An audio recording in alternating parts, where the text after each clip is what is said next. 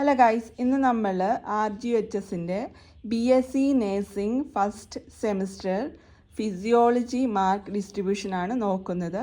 So നമ്മളിവിടെ long ക്വസ്റ്റ്യൻ്റെ chapters കൊടുത്തിട്ടുണ്ട്.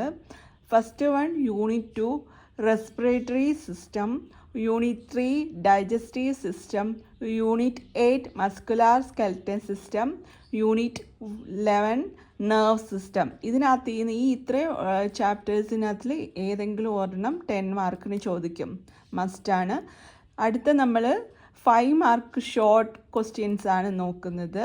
അതായത് ഐ തിങ്ക് ഒരു 2, 3, 4 ക്വസ്റ്റ്യൻസ് 5 മാർക്കിന് ഉണ്ടാവും. First one unit 2 respiratory system, unit 3 digestive system, unit 4 circulatory and lymphatic system, unit 5 blood, unit 8 muscular skeleton system, unit 9 renal system, unit 10 the reproductive system, unit 11 nerve system. Next നമ്മൾ 2 മാർക്കിൻ്റെയാണ് നോക്കുന്നത്. So 2 mark I think 5, 6, 7 questions 2 മാർക്കിൻ്റെ ആയിരിക്കും.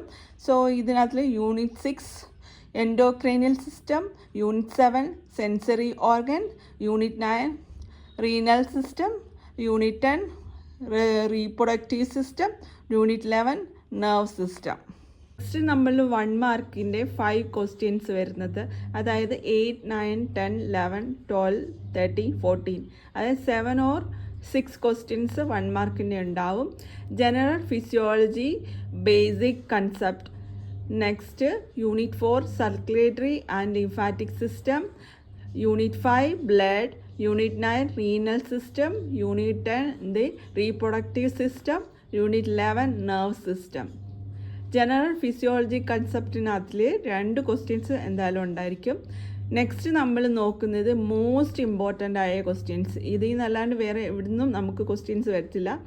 അപ്പോൾ അതിനകത്തിൽ important ആയിട്ടുള്ള നിങ്ങൾ പ്രത്യേകിച്ച് നോക്കേണ്ട കുറച്ച് ടോപ്പിക്ക് ഞാൻ ഇവിടെ കൊടുത്തിട്ടുണ്ട്. Respiratory system, digestive system, muscular skeleton system, nerve system, reproductive system. ഇത് മാത്രം പഠിച്ചാൽ മതി നമുക്ക്. പിന്നെ ഒരു കാര്യം എന്ന് പറഞ്ഞാൽ അനാട്ടമി ഫിസിയോളജി എന്ന് പറഞ്ഞാൽ, അനാട്ടമി എന്ന് പറഞ്ഞാൽ നമ്മൾ സ്ട്രക്ചറാണ് പഠിക്കുന്നത്. ഫിസിയോളജി എന്ന് പറഞ്ഞാൽ അതിൻ്റെ ഫങ്ഷൻസ് ആണ്. ഇത് രണ്ടും ഡിഫറൻസിയേഷൻ ചെയ്തിട്ട് നിങ്ങൾ പഠിക്കാൻ നോക്കുക. അപ്പോൾ ഓൾ ദ ബെസ്റ്റ് എല്ലാവർക്കും.